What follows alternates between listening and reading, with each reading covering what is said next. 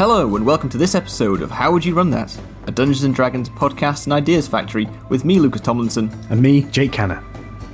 In this podcast, we'll be discussing some aspect of Dungeons & Dragons. An encounter, location, trap, puzzle, NPC, PC, god, magic item, or really anything that can exist in the world of Dungeons & Dragons. Importantly, we'll then be asking each other the question, how would you run that? At the end of each episode, one of us will reveal the topic for next week's episode to the other and ask, how would you run that? Giving us each a week to research, plan, and prepare how we would run said thing. Today's episode is on an Invisible Stalker. Lucas, how would you run that?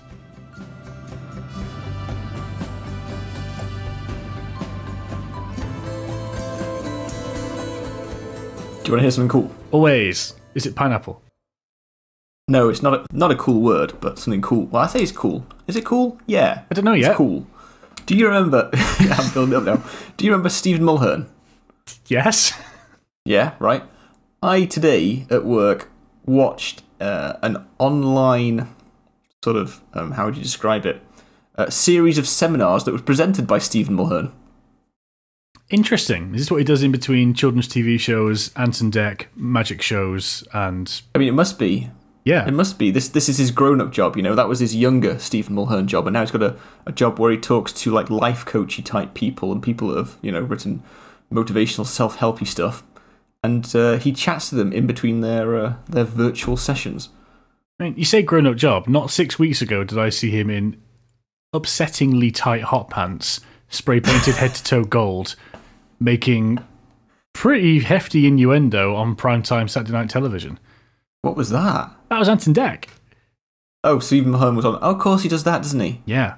But okay, so when he's not doing that massively public childish job, his grown-up job is life coaching or talking. Was it talking to life coaches or what was he doing? He sort of introduced the day. It's like a couple of days event thing, and Yeah. you know there are different people, you know, talking about the various things that they are motivational for or whatever. Yeah. And he did the introduction at the start, and he did like the in between bits, like, oh, so good to see you again. Like, that was really interesting. Here's some Q&A with our live audience, and did all that sort of spiel in between. And Wow. like, okay, I get. All right, so you've got me. He's on Saturday night. Yeah, still Saturday Night Takeaway. This is how little like live television I watch. Like, I've just been consumed by Netflix, and I haven't seen him in years, and just assumed that he'd sort of petered out somewhere. But I'm doing him a disservice if he's rocking it with Ant and Dec. Yeah. But, you know, that's a very short-lived thing, so he's got to do something the rest of the year. I guess, but this does detract from... I thought it was a really big deal that I'd seen him, because I thought, like, oh, that's someone you've not seen in a while. It's like, I sort of put it in the same category as if this you know, serious work thing that I was doing was introduced by like, Dick and Dom at the start. Right. But obviously not. It's still cool. Well. I can give you something equal levels of cool. So not very. Yeah, I completed Digimon World. Well done. Thank you. 100% Max that out. Get all the Digimon to the town. Turns out it's one of those games that never finishes, so that was cool. No, like, there's an end video when you beat the bad guy, isn't there? Yeah, so you can beat like the main bad guy, Analog Man, spoilers.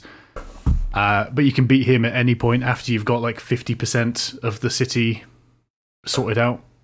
Yeah. That's when the... But there's no completion extra bit to make it all worthwhile. Sausage, no. You beat the bad guy, you get a little bit of FMV, which in the year 2000 was a big fucking deal. Full motion video for any of you new children. And that's fine. You see your character get like sucked back into the real world, and they're telling their friends, I was in the Digi world. And they're like, fuck off, you were, you prick. And they go, oh shit. And then Mameman turns up, and he's like, you must come back to the Digi world. And he's like, see you later, guys. He gets his cool book out and says some like quips, jumps straight back in. Guys is definitely a cool word. Guys. You gotta say it with like one finger pistol. Yeah, I did the same thing, yeah. So you dive back in, and that basically is like the continuations, and you still got City to do, but you've accidentally completed the last boss and you want to go back and finish. Fine, let you do that. Anyway, you go and get all the Digimon, and that's it. Nothing happens. You just get this consistent message, which is, well, everything's cool now. Better let your Digimon die and get a fresh one. Like, and you only get that if you go to the guy and talk to him. There's no prompt or anything. It's just like it just happens. Yeah, the only way you'd know you'd finish, and to be honest, if you were doing it properly, which I was not, if you're doing it properly as like an 11-year-old child in the early 2000s, you would be religiously going back to Digimon, the one that looks like a mop, saying, "What now?" And he'd be like, "There is literally nothing more you can do. The city is fantastic," he says from his baked bean can house. But he's really big into shit up. Anyway, long story short, finally finished it. Nothing extra special happened. Kind of a letdown. Oh, that But sucks. the nostalgia trip of playing it was really good fun. Well, that's good. I guess that's always a sort of double-edged sword of going back to things that were great when you were a kid, because you relive it, but then at the same time it's like, well, you know, you've sort of put it on a pedestal somewhat, and it's hard to live up to that expectation of what it was before. That's it. I remember enjoying it for the gameplay, and the gameplay is the same. So apart from being quite slow in terms of like loading screens and just movement and stuff, well, you can speed that all up with emulators, that's okay. So you can get yourself up to modern speeds. And yeah, it was good fun. Would recommend. So here's something I've been getting into, like sort of on and off past year, speedruns, watching those on YouTube. Rather than actually playing a game or buying a game, you know, straight to the speedrun, you can see the best bits. 10,000 times, yeah. Have you seen a speedrun for Digimon World? No. So it's got to exist. It's got to exist. To be honest, I mean, I wasn't trying for a speedrun, but I'm not going to lie. I got like the first 30% within like one day of my Digimon's life. I thought that was pretty good going.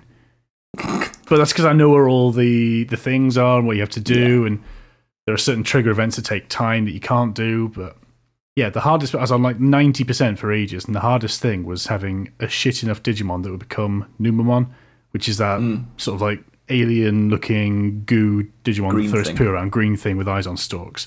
You need him because he's the slippery one that can fit inside the teddy bear costume that lets you open the door in the Lego mansion. I remember when we were younger, we had a save, or you might have had a save, where we were too good at Digimon Tamer that we couldn't get one of those crap ones. Yeah.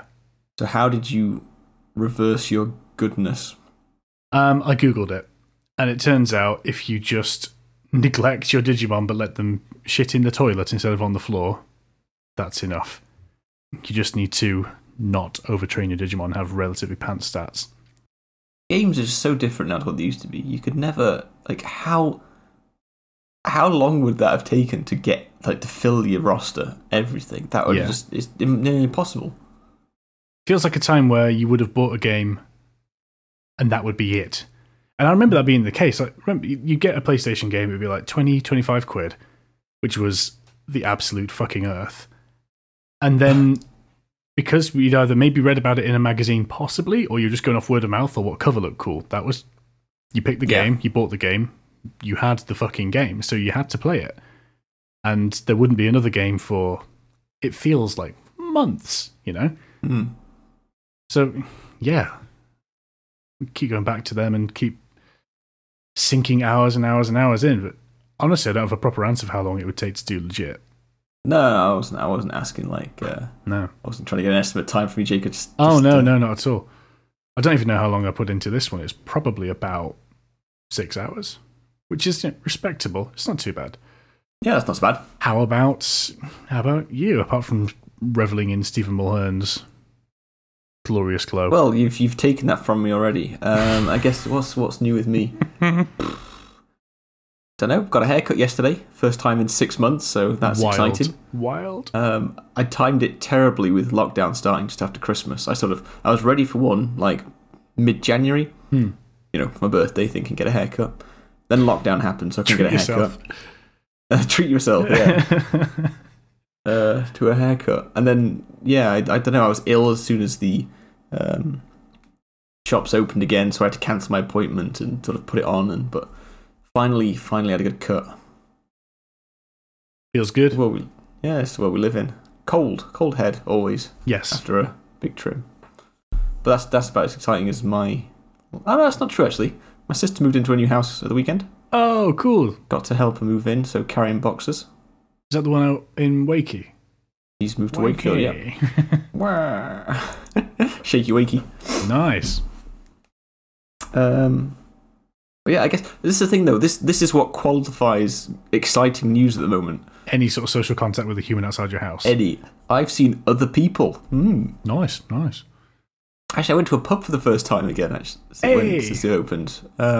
Just after work, just to a place that does walk-ins at Kellam Island near us. That was pretty good. What's a walk-in? Well, you know how everywhere you have to book online, get a table and stuff. Yes. This is one that you don't do online bookings. You just have to go and see if there's a table available. Try your luck. Okay. Yeah, and there was, so we did. Lucky. But it was Kellam Island. There's quite a few pubs, and we had a little walk around first because we were going to go somewhere else, and it was the only place that was open on Tuesday. No way. So, well, again, it's just. I guess it makes sense. It's not as busy, but I don't know. It's just still weird. It is a bit, isn't it? I feel like we need to get to summertime and things will start feeling a little bit more regular. Yeah. Have you gone to many places? No, I've been to one pub for a friend's birthday a couple of weeks ago. Oh, that's nice. But that was cool. Like, he booked it as soon as it was available to book, and he's like, "We're going to the pub. Who's in?" And then had to try and find. It wasn't difficult, but get enough people to fill the booking over that. I booked it. We're going. Let's do it. And to be fair, it was pretty good. It was all right. Yeah, nice. Yeah, cool. Great reviews. I'm gonna amp up your life and turn your excitement dials to like 11. Invisible Stalker, tell me about your session. Right. So, I've read the words in the book properly this time. Outstanding start. I know. I've got a good track record for things from the book. For people maybe don't know what Invisible Stalker is or haven't looked at that page of the Monster Manual for a while, page 192 in Monster Manual, an Invisible Stalker is an air elemental that's been summoned from its native plane and transformed by powerful magic. Its sole purpose is to hunt down creatures and retrieve objects for its summoner. When it is defeated, or the magic that binds it expires, an invisible stalker vanishes into a gust of wind. The main things I've picked out from this, there's more information about it as well, but I'm not going to read the whole thing off. But the main things are, it is summoned by someone, it will do what they say until it gets, maybe paraphrasing here, until it gets pissed off that it has to be enslaved by someone else. Yeah. At which point it can't rebel against it, but it will follow the instructions to the letter in an attempt to try and break free of its bond or mess up its request for the requester. Sure, it's looking for the loophole, like monkey's paw wishes sort of thing. Yeah. It's invisible. It's a little bastard, isn't it? and that's what I sort of focused on. Like, it's the invisible bit that I thought, how is that going to be interesting, or how could, because I'm trying to make it the focus of whatever we're going to build around it, as we sort of do. And I want it to be really like, I want to put this on the players. Like, this is invisible. It's not a case of, you know where it is, roll with disadvantage, right? I want them to think about how they could practically make it visible in some way, or combat it in some way. So, rolling it back. The main idea is, there is maybe a bit Game of Thronesy. There's a kingdom made up of lots of different families, and there's like a main royal family. And the main way that this now deceased king, R.I.P., kept power over the lands was by marrying all these various houses into his family. Okay. The king has died. Oh, shit. And now there's a power struggle to sort of see who's going to take the throne. Right. There is a clear succession. Very clear document. And this has sort of like been going on with the main families. They've been talking about succession. And they've sort of come to an agreement of what the succession order is. Like, who clearly, like, it's the son, it's the second son, it's the, whatever it is. Right. That's where we start. You're in this kingdom. This is sort of like the background, like people are talking about the new king, like, oh, it's been decided and all this. But then the people in line for the throne start dying. Cool. Okay. Mysteriously. Compelling. Yeah. And the reason behind it is you've got one of the low-ranking people that's been listed feels incredibly slighted that he's been, because let's say through marriage or remarriage, he's lower in that list than where he expects himself to be. Okay, we're talking like Z-list royal. Yeah. He's like 39th in line to the throne now. Yeah. And he's like, well, I should be at least 13th or whatever. Okay. He has, through his own, I don't want to be a wizard. I feel like we've had a lot of wizards. He's not a wizard. He's just a regular noble guy that has stumbled across this one spell to be able to summon an invisible stalker. The instruction he has given to the stalker is, and I'll see if I recite this perfectly first time, I want you to kill whoever is next in line to the throne until I am king. Okay. That seems nice and specific. Oh, so I thought about how that could entangle for him with the specific wording. But yeah, the idea is this Invisible Stalker now is going from next in line to next in line, killing them off. Right. And with the idea that he'll be made king. What he doesn't know is, and how I've sort of thought it up, is that there's a delay between everyone dying and him becoming king. So at one point, he's next in line to the throne, and he's not king. Thereby, the Invisible Stalker can kill him and be released from his bonds. Yes. One step earlier than it would normally have been, but it's still sooner, and that's the sort of thing they do, because they're vindictive, pissed off things. And these people are all over the kingdom, so the Stalker flying around, like, it's taking him a bit of time, it's, they're described as very reluctant in performing their duties. Okay. They can't act against things that they're told to do, but very reluctant. Sure. I guess they're invisible, so you can't see the sort of rolling their eyes and I'm imagining it like Gromit from Wallace and Gromit, those sorts of expressions. I mean, that's a very fun way to play it. Yeah, I mean, it's invisible. You don't see it. It's just via headcanon. Yes. So that's the story thing that's happening. Okay. How I would run this for players is, they're in that kingdom, they're near that kingdom, whatever, and a boy stumbles across them. Or it could be a girl, I guess. I'm thinking boy because I'm thinking of old school kingdoms where it's always the male heir. Yeah. But, basically, 36th in line to the throne stumbles across them. The party. Yeah. Right. And he is looking dishevelled and if you were to look more closely, you'd see that he's wearing very expensive clothes, but they're dirty, torn, old. And he's scared and just out in the middle of nowhere. Turns out he is, like I said, higher, 36th in line to the throne. So he's a few higher than our bad guy. And he is running because he's scared for his life. He's seen various members of his family being picked off by this mysterious curse. Yeah. And he is trying to escape it because he never wanted to be king. He's nowhere near the throne, but it's getting close to him. And this curse that has befallen everyone before him, that's what he's scared of. And as he stumbles across the party, he beseeches them to help him in whatever way they can. That must be a real kicker for someone that's so far down the list, just from a character perspective, because they've got the cushy pseudo-royal lifestyle without any of the real responsibility. They might have to, I don't know, get some big comedy scissors and open a fantasy supermarket at some point, but that's about as far as it's going to get. And then all of a sudden, it's the local supermarket. Yeah. It's not even the biggest supermarket in town. It's corner shop. He's opened Fantasy Spa or something. But steadily, the burden of responsibility getting closer and closer down the lineage, you think, shit, not ready for this. Also, everyone's dying. Double not ready for this. Exactly, and this is affecting everyone across the land again because the family is so well married out. And right. On the time it would take for the news to travel and coronations to happen, no wonder it's taking time for people to become king. Regent, queen. The small folk are talking about the curse that has befallen the family, and you can extrapolate out from that. Whatever. Say there are rumours that the king was murdered, he didn't die. That could be true or not. Yeah. The family has done deals with devils.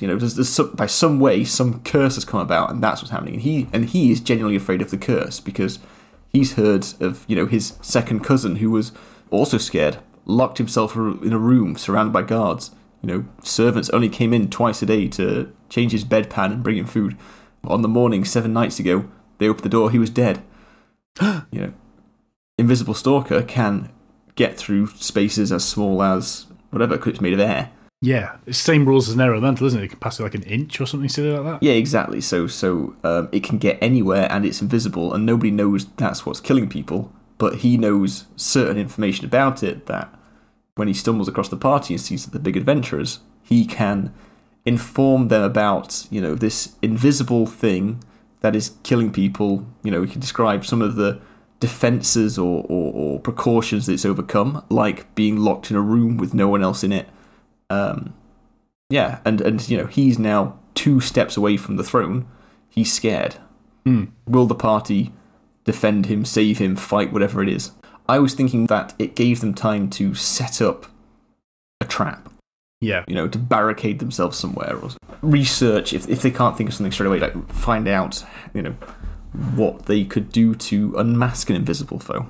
Sure. But yeah, again, the idea was to put it on the party so that they are put in a situation where they've got a nice enough rich boy to protect, who promises them gold and riches, whatever, to save his life, and they have to think about how they would tackle an invisible enemy.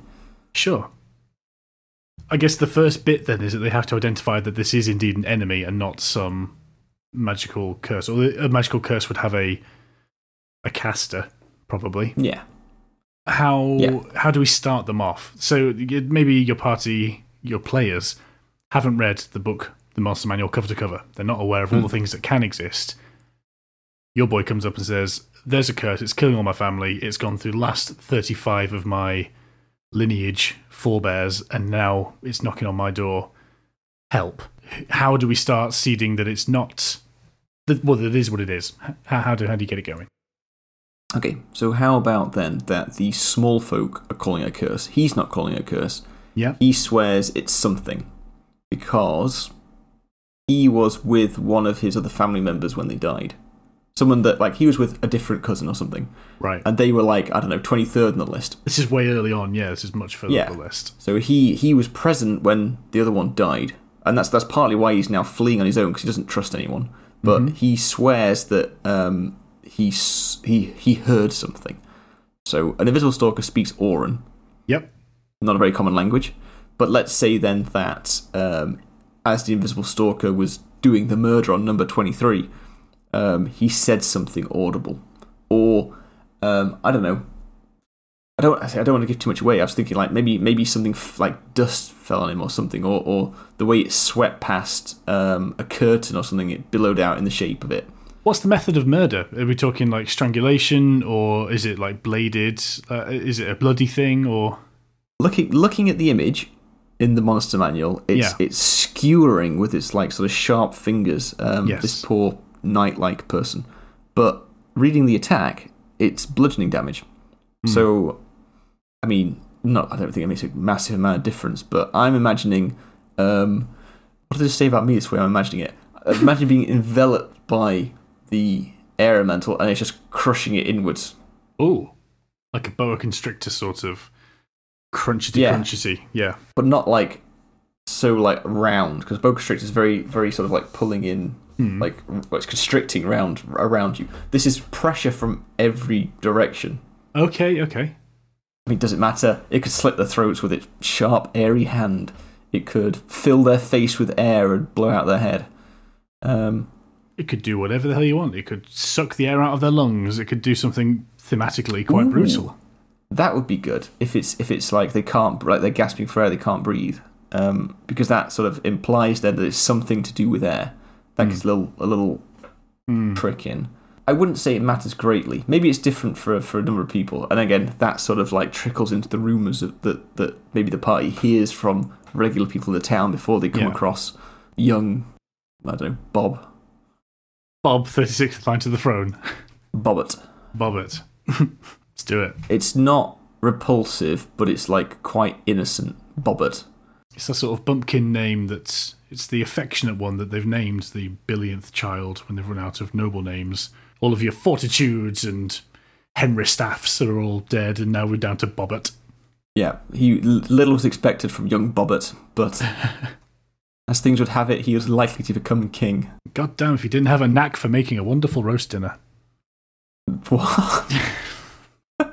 It's important to have a character trait, and that's his. Yeah, that's Bobbert. He makes a great roast dinner. Yeah. That's all that matters about Bobbert. Maybe that's part of why he endears himself to the party, long rest makes a good roast. Like it, yeah. It seems very extravagant for a roadside camp to have a 3-bird roast with all the trimmings and vegetables, and yet here you are, smelling the smells. It's just a small roast. Oh, yeah, I like him now. Just that small thing has endeared him to me. Yeah, it's like Sam looking after Frodo. It's he does all the shit work. Yeah. All right. So now we want to keep him alive as a party, which is good, encouraging. Let's think of what the beats then. How do we get into this adventure? They now know that there is an invisible foe, and you've had a couple of little seeds that suggest it might be air-based, but at the minute it still seems like it's non-obvious what is going on. So have you got any events planned that would help them advance their understanding? I was thinking that most of the information would come from young Bobbert. That he, in his fear, and because it's his family, has received word of all the gruesome and grotesque ways that, his family members have died. I mean, this is sort of trickled out into the regular people as well. It's all that the kingdom is talking about at the moment because it's such a big deal. And there's a lot of uncertainty and talk of war and, peace that's held the kingdom together now dissolving. So I'd say Bobbert is pretty clued in on what has happened. That's good. Yeah, and be able to describe, different ways that his family's died from, something invisible, and then have like little rumours. So one person swore it was X, one person swore he saw a face, drop things in to make them think it's like something immaterial but that can hold form. Okay. I don't want them to know too much about this thing. I don't want them to be set up like, right, we're fighting in a corrupted air elemental. Let's get a big sack of flour tied to the ceiling and drop it when he arrives. But I want them to have the big sack of flour at the top before he arrives, thinking maybe this will work. Sure. I want it to be a bit of an unknown because, if they figure out too much, then it's going to be less of a fun encounter.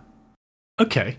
Yeah, Bobbert opens his caravan from his wanders and he's a solo traveller or something now, or whatever. He's got a space, or he unrolls a big map and he's basically like the equivalent of all the bits of paper on the wall with like string tied between them all. Like, yes. Could it be this? Could it be that? And he's like narrowed down a couple of potential things, or like all the clues are gathered together.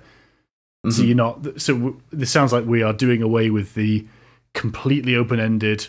Something bad is out there. Go forth and find out what it is. This seems like you've got a few more crumbs, and to be honest, that makes a bit more of a dynamic session. It gives your players all those pointers, but you don't want to give them the page of the monster manual because that kills the fun. Yeah, that's exactly what I'm thinking. I want to set them up to sort of expect it to come to them, and in that sense, they've got time to prepare, think about, research how they're going to combat an invisible foe that can slip through any material. They can't just hold up somewhere. I might give them a few locations what they might choose to hold up. Like maybe they're in a milling town, so there is the big flour windmill. Maybe there's an abandoned fort from the time before there was all the peace that's now falling into ruin, but it's a pretty sturdy keep, so I'm sure you could find some secure location to lock yourself away down there. Things like that. So they've got some choice in the immediate surrounding with the R, because they're not going to be able to travel for days and days, because by then they're going to be set upon. But that's pretty worth saying. I think Bobbert would, by the sort of speed at which his family members are being killed off, he'd expect maybe like when they arrive in town, they hear word of like the 38th has now been killed, and it's like, oh god, I'm next. We've got a maximum of 3 days based on how quickly these have been happening. Sure, you took the next question out of my mouth. That's perfect. Maybe he takes out his map and he draws a pin to where that person was. Oh fuck, based on like how long it took to get from there to there, it's probably going to be here tomorrow, the day after. Sure. So that's the important thing. That's the driver, isn't it? You're saying we have an invisible foe, we have some information, and you have one fantasy day to prepare because tomorrow it's going down, and now Bobbert's going to stick to the party like shit because he does not want to die. Yeah, exactly. And there's just without thinking too much about it, there's a number of ways you can make invisible foes fightable. Yeah. Fairy fire is a really obvious one. That's like, boom, you're lit up.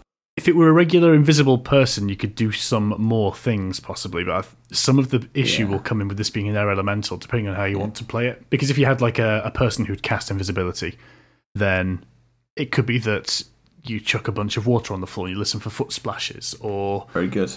Yeah, you go to an intentionally dusty room so that every bit of movement generates turbulence. That's probably a reasonable way to do it. Big bag of flour, very funny. That was my first. It's like, might as well tar and feather it. Yeah.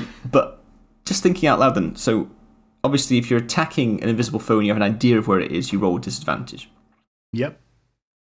What if it's a spell where you target a creature and they have to do a save? You not target them in the first place because they are invisible, so you can't identify them to target them. I don't think you could. It's like a target that you can see and is in range is usually the wording of the spell, or someone. Yeah. I think it's different if it's a target that you know. So if you were communicating with something or somebody that was invisible, that seems like it's more of a mental connection. But generally speaking, spells are quite explicit. Probably depends on the spell then. Some of them probably will, some not. Yeah, if it's AoE, area of effect spell, then sure, that's a save all day long. But if a spell targets a single enemy, it usually says that you can see. So yeah, I'd say probably not. And if you thought that was really going to hamper a combat session, what you could do, the sort of thing we talked about before with the Slard, this idea of having a top of the round perception roll to see this round, do you know where the invisible thing is? Yeah. This round, you know where the invisible thing is, just to say you had a party full of casters and they had no idea where this thing was. Or like rangers wanting to fire bows and arrows and stuff like that. You can't just blind fire into a room and expect to hit something unless you had some idea. So we could do some other shit. You could set up a bunch of chimes, like your classic campfire sound defense, cans on a string. Yeah. You do some things like that. If they set up enough of those things, you think, okay, well, you've covered maybe your battle map. You've got this area of the room covered with a sound thing. You've got this area covered with dust. Your fairy fire is this large. So provided it's in one of these spaces, you could roll with disadvantage. But if it's not in one of your detectable locations, you shit out of luck, you can't target it. And I guess that then, if the party doesn't prepare well enough, and there's some obvious way into the room, a window that they've not really thought about or something. We're all expecting a humanoid to walk in, then little Bobbert just starts like asphyxiating or something, like and that's sort of like the trigger, and then you know it's around him somewhere. That's the interesting thing, isn't it? This is when we talk about the kick down the stairs route. Okay, you haven't planned well enough. Bobbert's now being murdered at, but you still want to give them an opportunity to react. So that would maybe trigger your combat or do something. Yeah. But I think that's a surprise round for the Invisible Stalker. Yeah. At which point Bobbert drops to 0 hit points and starts making death saves, and then there's a timer on the rest of the action. Or they can just heal him and be fine, like D&D is. Yeah. Or a health potion down your neck, you're fine. Absolutely. Stat blocks. A commoner has 4 HP. Yeah. An Invisible Stalker makes 2 slam attacks doing 2d6 plus 3 damage each. It's highly conceivable he's going to take 8 points of damage in one round of combat and die instantly. That would be a shame. Maybe I'd do it as a grapple instead, but a grapple that asphyxiates him. So it's not like you're not taking damage, you're just being killed. I guess you could do it that way. I think I want there to be consequence. Because I feel like if it's plot armor and it's too obvious, and if the combat goes on for 5 rounds or something, then it's a bit, he was never really in danger. But I'd like there to be, good ending. You save him, he becomes king. Cool. And then the next plot is to find out why the guy, number 39, the bad guy, why he's done this and unravel that. And bad ending, he dies. And then you hear about the rest of the murders of the family up to this guy 39 who's the last one. And then why is he the last one? Maybe that's something interesting to find out and sort of trail it back that way. During which time your Invisible Stalker has delayed the coronation through generating a massive storm to give him enough time to go and kill number 39, because fuck you very much. Oh, I was thinking because he's thought about the wording of the command and until I'm king, he can still kill the guy that summoned him. Yeah. At which point, because, and again, this is in the wording of the monster manual, because the guy who summoned him is dead, he's then released. Then it's the release. Yeah, it's not like an infinite string. Yeah, so the line of murder would end with him. That would then be a big deal. It's been a week now, no one else has died. He was the last one. And then the rumours about him being some sort of dark magician or something come out, and the party follow it back and figure it out later. Yeah. Maybe I should name him. What's number 39? Do you want to make him sound obviously evil? Yes, let's make him obviously evil, because there'd be no reason for him to come up in any conversation yet. Because it's all been about the people that have come before. No one's thinking about who's later down the line. Yeah, but not as obvious as Rich the Lich or something. No. Well, again, he's not a wizard. He's just a guy that's found in a book in his library one spell. Fair enough. You need a Draco sort of name where it's you're clearly a bad guy. I want like Maleficent, but something. Just Mal. Mal. Oh yeah, Uncle Mal, second cousin Mal. And now I'm thinking Maurice. Is that the guy from the Addams Family? Crazy old Maurice. Yeah, that's yeah. King Maurice. Never would have worked out. Exactly. It's for the best that he gets murdered by his own hubris. Yeah, it's a great family of namers as well. Bobbert, Maurice. Like, is there a strong? Yeah. We had Henry Staff. I quite liked Henry Staff. That was cool.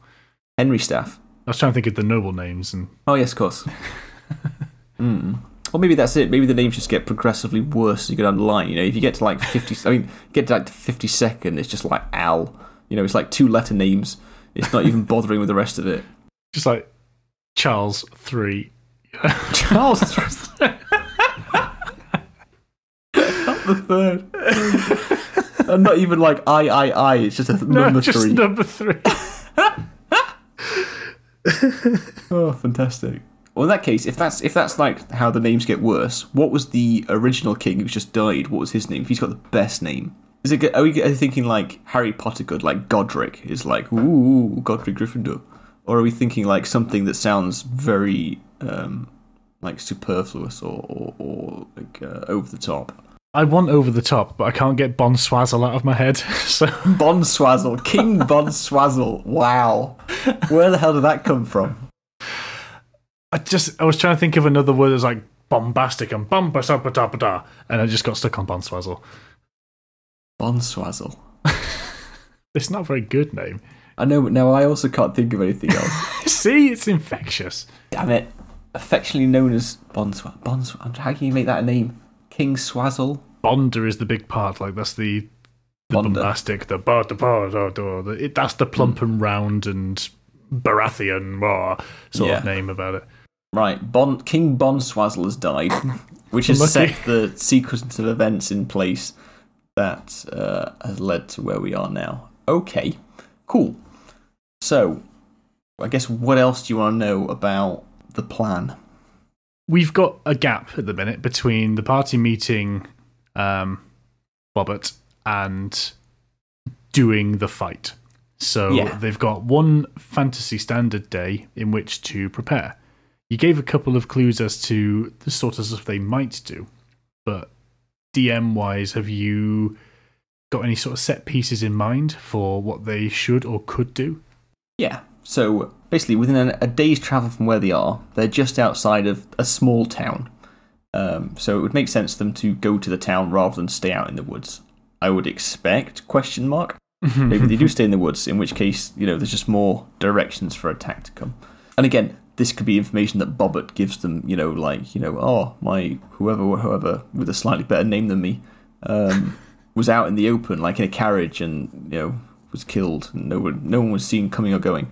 Yeah. You know, trying to deter them from being outside. Maybe he's really scared of being, you know, too far away from civilization. Like, it's safer with people around. You can do it easy enough, I guess, with everything that it's not a railroading tactic, but everything you want to dissuade your party from doing, Bobbert's got a relative who's died as a result of that course of action. Exactly. And he can flick through his pages or his big roll or his twine across the wall, sort of, oh no, but Graceless died as a result of she was in her carriage and she thought she was safe on the road and it still got her, but then France Pants died when they went underground. They thought they'd be safe under the something, and all these different things that you don't want people to do. Exactly, and if they think of 35 different plans that you as a DM don't want to do, then, like, to be honest, they're doing really well as a party, so just give them one. But yeah, you could dissuade them from doing different things by throwing up ways that someone's died. But yeah, this small town, it's a small milling town, so we've got our flour mill. Yep. Which, you know, I'm going to make really clear. You see, as they enter town, there are people carrying sacks of flour. You know, like it's clear there's a mill with flour, because I just keep wanting to say the word flour now. Yep. You walk through the fields of wheat with Theresa May dancing through them. There's a haze across the city as the flour dust is constantly in the air from a big busy day at the massive fucking mill. Yeah, that's one option. Then we've got the aforementioned crumbling keep. So an old stone fortress. There's not much. It's been picked over the years. You know, there's not a great deal there. It's mostly teenagers that dare themselves to go in there and spend a night. Yeah, it's sort of like, oh, it's the cursed place, but it's not really. It's just, teenagers, graffiti, that sort of thing. But still, a lot of the construction is still intact. So if you were talking to the people in town about where to hold up, you might be persuaded, or it might be, recommended to go there. It's like, it's the old fortress. It's still sturdy enough. That's where we would go if we were in any danger, which we're not, because it's fine, unless war comes, which now we're scared of because of the political unrest in the country. Yeah. Okay. So that's something that the town sort of got as an idea in their back pocket where they would all go and hold up in case of crisis. Cool. And again, because animosity is building between the main families in the kingdom, minds are sort of going that direction anyway. Maybe as they walk past it on their way into town, like, workers started to repair it somewhat. So there's like scaffolding up, and it's something that the town is actively doing to ready themselves should things turn for the worst.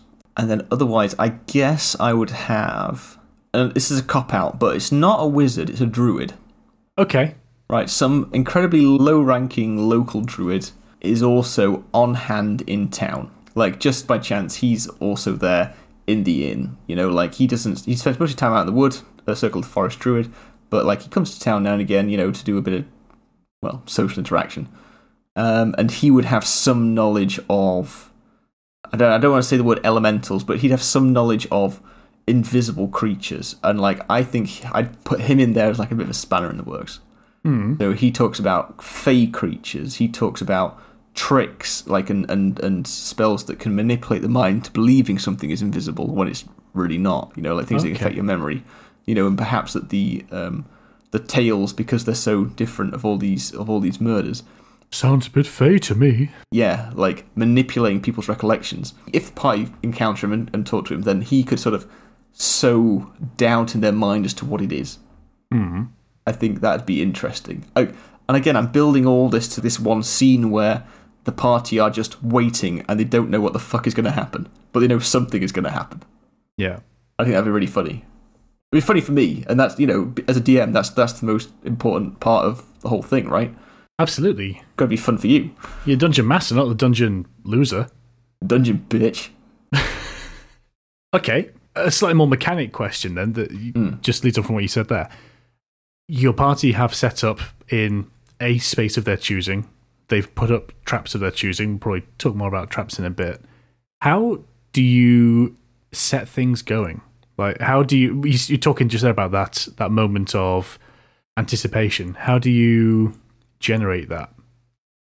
I think I'll let them set it up and let them talk about it, because I imagine this is going to be like a big, it's anything like to go off my place, it'll be a big discussion about what to do, and it'll go around a bit, and like it'll take a fair bit of like real life time to decide on the course of action.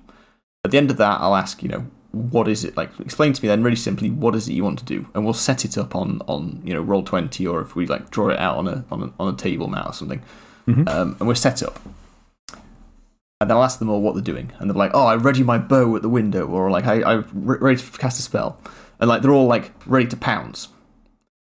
And then 5 minutes goes by. 10 minutes goes by. Your ranger's arms shaking from the strain. Half an hour goes by. Anyone want to do anything different? You're just like readying your action. Yeah, ready your action. Okay. An hour goes by. Bobbert falls asleep. Like all these, like just like really draw it out. Keep asking if they want to do anything else. Like, I don't know, try and bring something of their character out from them. Yeah. I don't want to say wind them up, but like to try and make them feel the sort of long wait that their character is having to endure. And I'd say it's probably going to be 3 or 4 hours before anything actually happens. And then depending on what defenses they've got in, if they've got something that's going to be triggered by the Invisible Stalker or something, then that's how you would do it. I'd describe the chimes jangling or whatever else it is. There's no footprints, it's going to fly in, but the Invisible Stalker isn't bothered about being found. It's not doing it discreetly, it's just, this is the way in, whoosh, in, strangulate Bobbert, job done. And that's basically it. Like, I think I would really slowly draw out, like, 10 minutes happens, and then depending on the setting, maybe they see a little rat scutter by, and then maybe they then start thinking about, release, pyong! Exactly. Is the rat going to transform into something? Or if it's the mill, maybe the wind creaks, like clouds part and moonlight starts shining down. I don't know, just things that happen while you're sat doing nothing for hours at night, with the sort of implication that something I'm saying might be relevant. Ooh. Yeah, you're on high alert. Yeah, like, so the rat scuttles in. Like, I shoot the rat. I cast my spell that I was preparing at the rat, whatever. It's like, yeah, the rat explodes into meaty chunks. It's like, mark off your spell slot. I'm not saying, like, like jump scares and stuff, but, like, yeah, things would happen. Like, really mundane, boring things while I draw out this series of 4 hours that they have to do something. Maybe Bobbert gets bored, doesn't fall asleep, and, like, wants to play cards or something. I don't know, like, some sort of, he's getting a bit, like, antsy and just wants something to help him calm down. So he gets out his fantasy weed. Fantasy weed? Yeah. Yeah, maybe. And in a puff of smoke, you just see the grip of an invisible hand coming through. Yeah, if someone is spending the time just watching Bobbert, like, rather than the entrances to the room. You could have some fun, but I think you're right. It's down to some degree, your party and how much RP or how much anticipation you can load them up with and how jittery and on edge you can get them. This would be where I'd be building the music, I'd be getting really close to the microphone from doing it online and just really saturating the sound. And yeah, but that's how I picture it. And then, yeah, if they've got something good set up that will help them detect it before it comes into the room, that thing will happen. And then the party is on alert. There's something invisible in the room with us. Then what? If they don't do anything sufficient to stop it, then, yeah, Bobbert starts getting strangulated or collapsed to the ground with a thud. And then there's still something invisible in the room, and Bobbert is dying. So, then it's combat. And combat's really the only way through this, because the Invisible Stalker's going to do its thing. If it's been told to kill all the royals, it's not going to really worry about your party. It's just going to kill Bobbert until he's dead. Yeah, and he's going to use his turn to make attacks against Bobbert unless he is engaged otherwise with the party. Yes. And that's entirely on theme for the Invisible Stalker as well. Yeah. There's a high chance Bobbert's not going to make it through this encounter. Yeah. Which is sad, because he makes a mean roast. I mean, that's the consequence if they don't... I don't know. I don't want to say if it's their fault if they don't prepare well enough. It's like, or have a good enough idea. But like, I don't want him to just live. Like, he doesn't need to, because I don't know. Would that be difficult then if they're friends with the king? If, like, in a month's time he gets proclaimed king and it's like, yeah, we saved your life, so give us everything we wanted ever as a level 3 party. Like, it would be very handy for the king to owe you one favour. That's a good way of doing it. One favour. But he's incredibly difficult to come by. He's now surrounded by, because basically a lot of this family's killed off. Everyone's just elevated in status suddenly. We've got a new level of nobility in the kingdom. And everyone wants a piece of Bobbert. And of his roast chicken. Well, he doesn't roast his own chicken anymore, which saddens him deeply. Oh, no. No, he's too busy for all that. But yeah, I do like that. The idea that the king owes you one favour. Because then it's like a wish spell. It's like, what do we use it on? What are your capabilities? I wish for you to cook me one last roast dinner. Or I wish for you to grant me access to your teleportation circle that you now have. Or I want everything out of the armoury. You'd be like, no. Like, favours within reason. But sure, here you are with 10 greatswords. Enjoy them with your 2 arms. Yeah. Is Bobbert going to turn heel and just, like, pretend like it never happened? Like, such a craven story if the new king can't get out, like, if I grant, or maybe even that, if I grant you this one favour, you can't tell anyone. Yeah. 1 second, the cat's meowing like crazy. Let's talk combat then, because that is how this is going to go down, one way or another. Yes. It doesn't really feel like there's a way around it, which is cool. That's fine. It's good to know how things are going to go. But this thing is an air elemental by trade, and so is resistant to everything other than magic. It's resistant to a lot of things, but it doesn't have too many hit points. Like 104. Well, I guess with resistance, that's a lot more. Yeah, you could almost... I wouldn't double it necessarily, because you're going to have some magic-y people. Yeah, exactly. Possibly have some magic-y items, but I'd say you could add another 50%. So you called it 150 hit points. Yeah, you could. I think I'd probably play it as it is, see how the combat's going, and then a really cool rule that I saw before about how to run combats, like rather have a creature left on 1 hit point for ages and then like the last snip kills it, is working out from the number of D whatever hit points it has, work out what its lowest health range is and its highest health range is. And then when you've got that, so this is what? 16d8 plus 32. So it's at least 16 plus 32, and at max, 8 times 1666 plus 32. So, that's the range of health it has. So basically, once it's within its range, you just pick the opportune moment for the combat for that creature to die. Yes. And that's a lot of work for if you've got loads of creatures, like knowing the range for each one and like decide. But if you've prepped the combat beforehand, you can do it. That is a crazy. I've heard that rule before. I've never really considered it for something like this, where it's like that health range, 160 down to like 40. That's a huge range. If you happen to roll really shit dice. Yeah. But I like the idea of knowing the range, because then, like I said, you can just pick the best, like, combat or thematic story, whatever reason, point in the combat to finish it. It's like, is it when the paladin brings out his massive branding divine smite and does like 16d6 plus 78, whatever stupid crit damage it is? Or is it when, the fighter whiffs with his longsword and does like 1 plus 4 damage? It feels wrong, doesn't it, to give them the kill, the final like boop. Well, it's like if the players rolled that and they've rolled the 1, they don't feel good about it either. Yeah. Necessarily. So yeah, I think with this creature, because it's one creature, and I'm thinking I'd probably pitch this whole thing at a lower end party. It's quite a dangerous creature for their level. I think I'd probably do it with a range, and then end it on something cool or interesting that the party wants to do to kill it. Sure. So to be clear with the way that works then, because the lower end of the scale is about 40 HP, you're saying it can't die before 40, but after 40 it's kind of fair game if something particularly cool happens, or you feel like you've worn your party down maybe too much. And then if it gets to 160, it has to die. Exactly, yeah.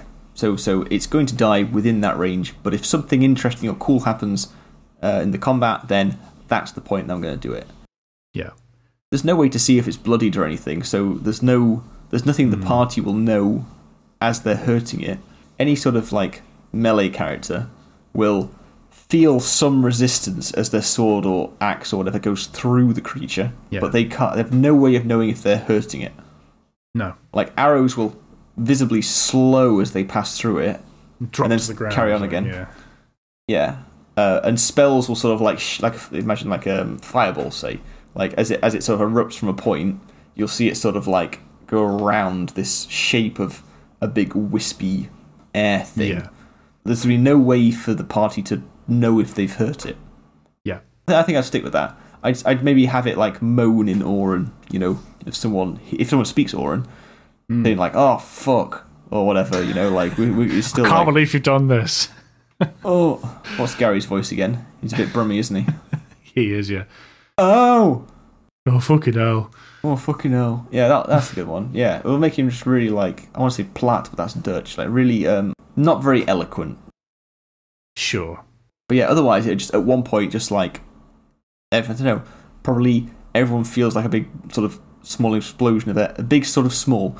They feel like a small explosion of air just like wash over them. And, and then all of a sudden the sort of airy, windy noises that are swirling through the room that are in to cease.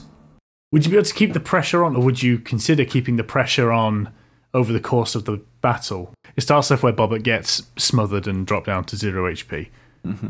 I guess if that's the case, Bobbert's rolling death saves throughout unless he gets rezzed, which is one thing that keeps either some party focus or keeps things going. Say your party brings him back to not 0 hit points or stabilizes him, whatever. Your Invisible Stalker's prime directive is kill that Bobbert. Get him dead. So even though they're being engaged by the party, like left brain is fending them off, but right brain is still wanting to do the deed. So would you have them coming back to do attacks, or would you... I guess the question I'm asking is, would you be able to fully distract the Invisible Stalker with your party in battle, just for the purposes of mechanics, or would you have them trying to get back to Bobbert? I would say, at any point when Bobbert is making death throws, the air elemental is then leaves him and is engaging with the party that's attacking it. As soon as he gets rezzed again, the air element, the Invisible Stalker will return to Bobbert and strike him down once more. Yep. And I'd say then probably whoever it is that's done the rezzing, health potion, spell, whatever, that's then the next target. Smart. So priority order for the Invisible Stalker is it wants to kill Bobbert, get him down to death saves, anyone that's healed him, and then anyone that's attacking him. And it'll keep bumping up to the top of that list as the fight goes on. It's quite important to have that game plan in mind, and I'll mention again the website I said before. The monsters know what they're doing. Yeah. There's a small excerpt on there on Invisible Stalkers. I was having a little look. But just the principle in general of having a tactic for your enemies is quite good. Otherwise it feels like they're randomly choosing somebody to do some damage to. Yeah, and then the temptation comes in as well, like, oh, I know that character is nearly on a death, like nearly down themselves. Suddenly they turn around and attack someone else, Yeah, you think, would they do that? Why? I mean, if it was a feral creature, probably not. If it was someone who was just trying to make a point, maybe they would.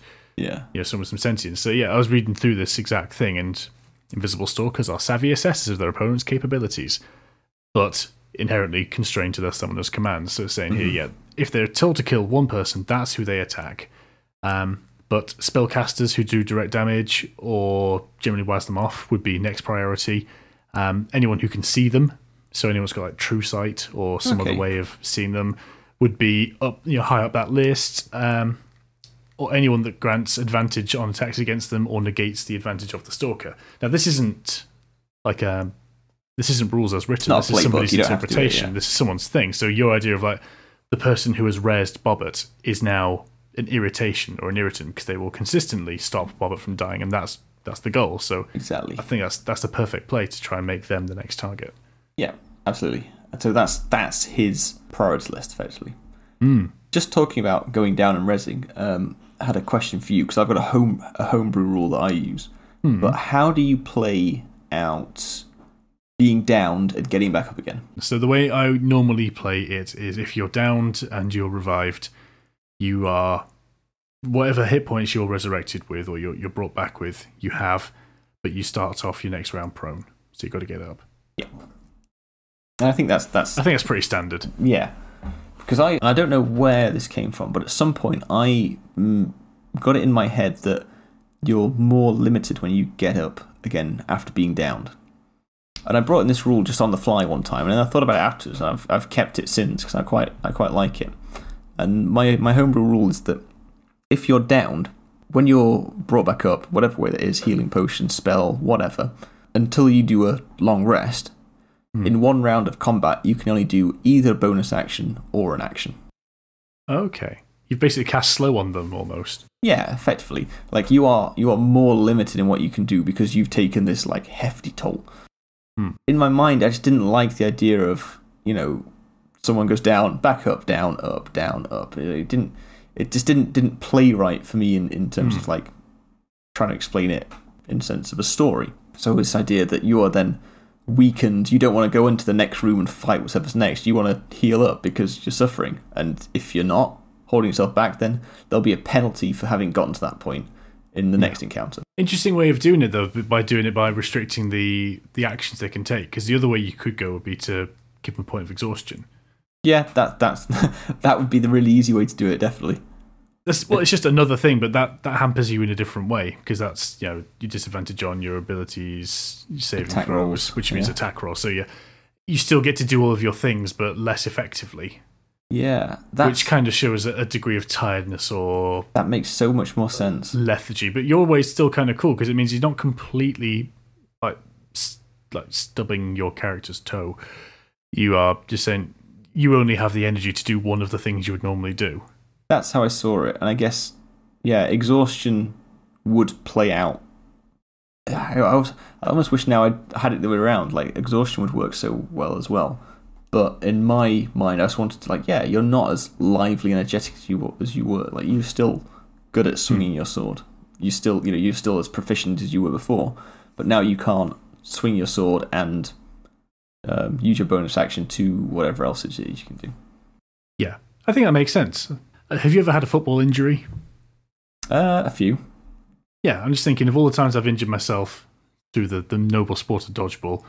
It hasn't stopped my ability to do things that I'm normally good at. I could still, probably, if it's not my hand, I could still play guitar. It was always my ankles. But so I wouldn't be able to run around or do some things. I would be able to achieve fewer things to the same level of skill And I'm just basically justifying your thing in my mind. Like, yeah, I think that's okay. I think that's all right. Yeah. I like homebrew things like that, though. Full exhaustion might seem a little harsh.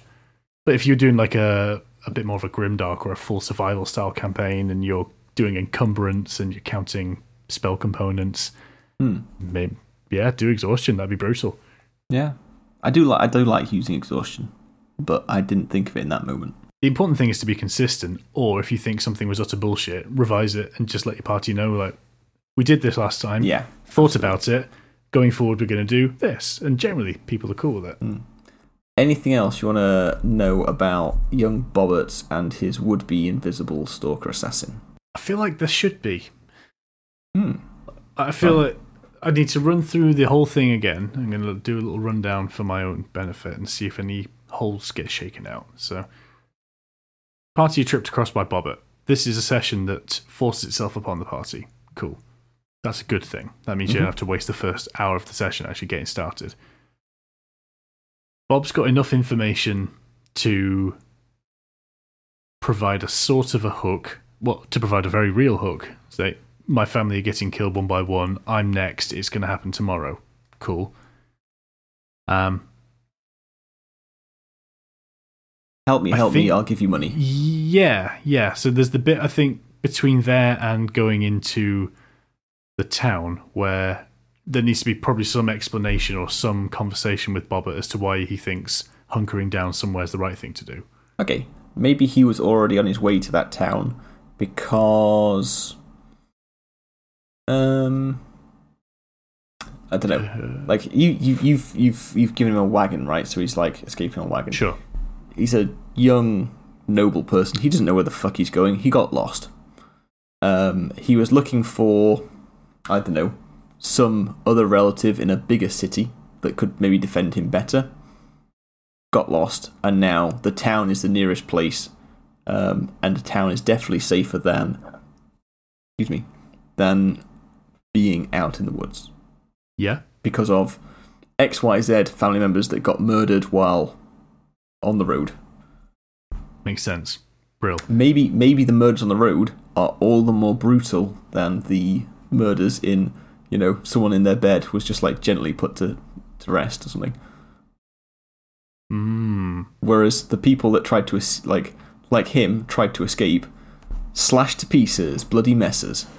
Yeah, it was much more brutal. They've knocked down trees or boulders, crushed people because they had to be done in a hurry. Whereas, as you say, the sleeping ones, that's just put your hand over the mouth and good night.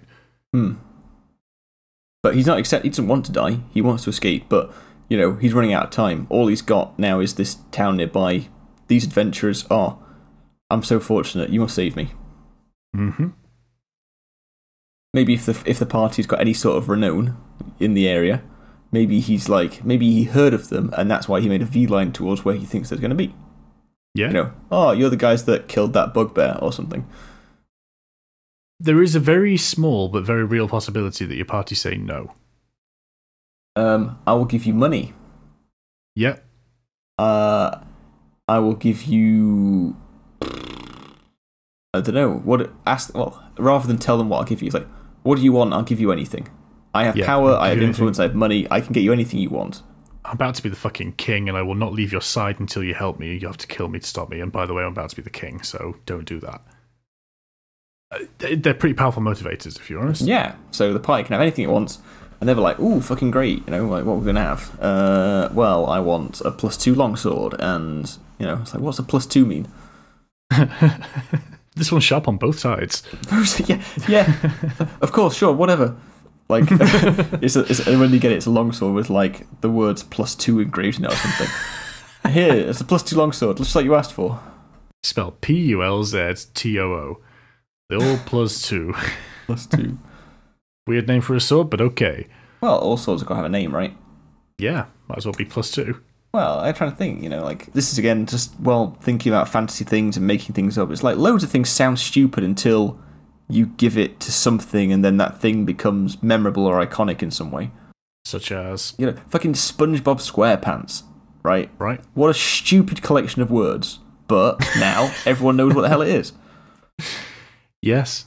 Fair enough. Yeah, good point. Like, everything's stupid until it's not. I mean, that seems like a completely universal statement.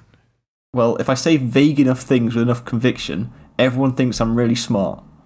Nice. I want that on a t-shirt.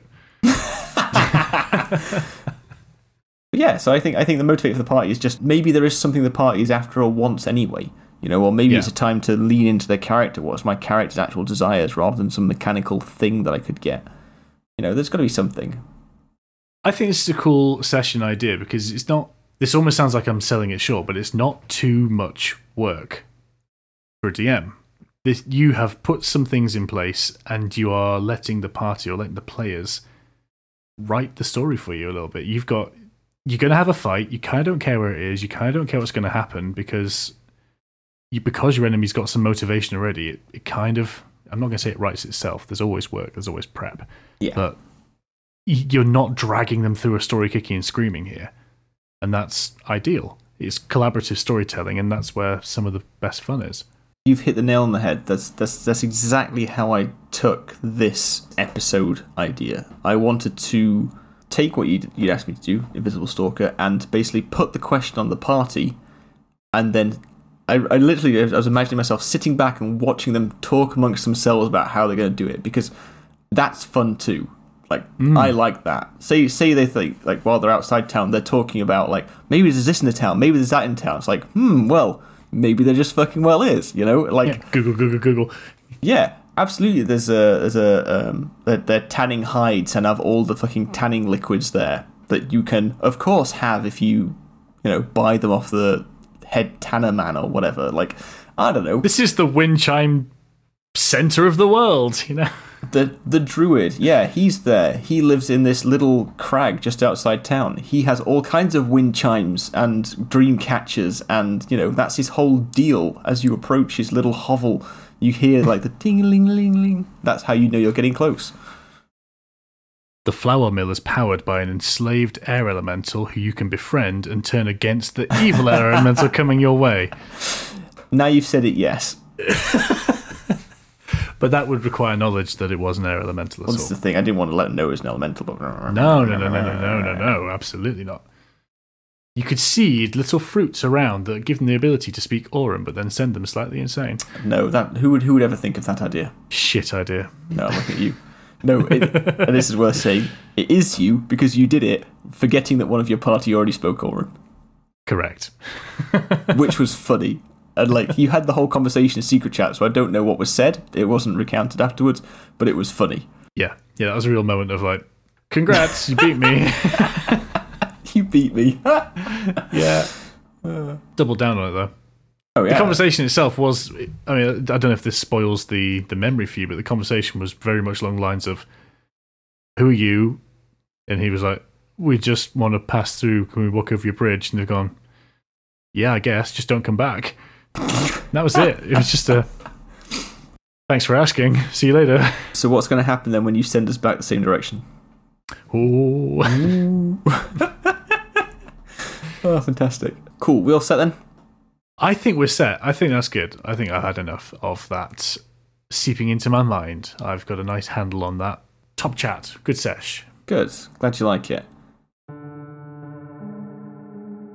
The mill, which in the day before had been a bustling hive full of workers from the town, was now silent.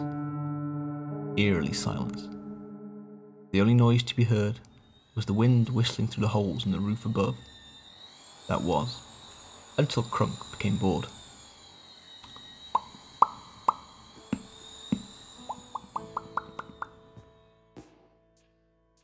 It was between 2 and what felt like 7 hours into his 4th shift watching the young Bobbert, while the rest of the party slept, and he was beginning to wonder if the young noble was actually in any real danger, or if the curse that had befallen his family had grown as bored as he was with the young human. He was an exceptionally boring young man. They'd come across the boy 4 days prior after taking care of some bandits that had tried to extort a toll on them for crossing through their turf. After introducing a few of them to the pointy end of his war pig, the boy had wrestled free of his captors as the survivors turned tail and fled. Apparently, he'd announced to them that he was somewhere in the line to the throne, and promised the ne'er-do-wells money in exchange for their protection from some invisible assassin. They'd of course seen that as an opportunity to take him prisoner and try to blackmail his rich family. More fools them. Had they not heard the latest gossip? Most of the royal family had died in one way or another. It seemed to be about the only thing that anyone around here ever wanted to talk about. The curse this, the curse that. Ooh, Sir Ponderous the 43rd has been stabbed by a ghost. Dame Blablawface the 17th, twice removed but 4 times reintroduced, drowned in the bath, or while running a bath, or just after a bath, or something. Anyway, Bobbert hadn't learned, and had done exactly the same with the party, promising them riches beyond their wildest dreams if they could keep him safe from this would-be assassin. A nice bath. That's what I'll do after we get out of this dusty bloody mill, thought Crunk. Maybe I'll have Bobbert cock us up another few fowl. Boy, can that whiny little chicken roast a good bird. His mind wandered as he thought about the comforts that awaited him after collecting his share of the riches that young Bobbert had promised him.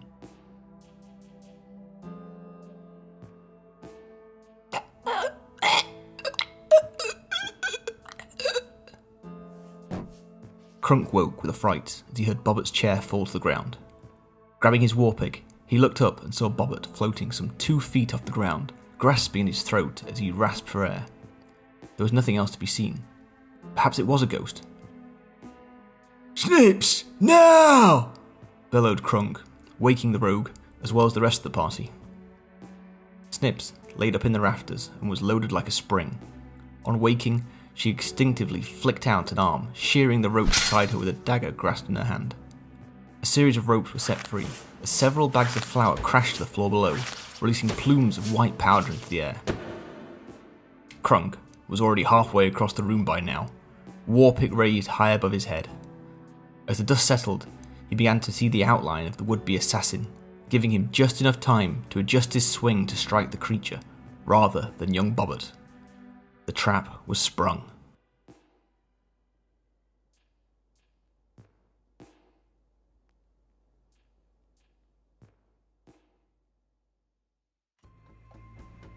Right, you need to give me a week's worth of stuff to do. Homework time. Homework! Right, Jake. For me. A pair of apprentice potion makers. How would you run that? Cool. Okay. But not just one apprentice potion maker. No. DOS apprentice potion makers. I'm going to have to steer away from the classic potion maker meme. Have you seen that? No, what's that?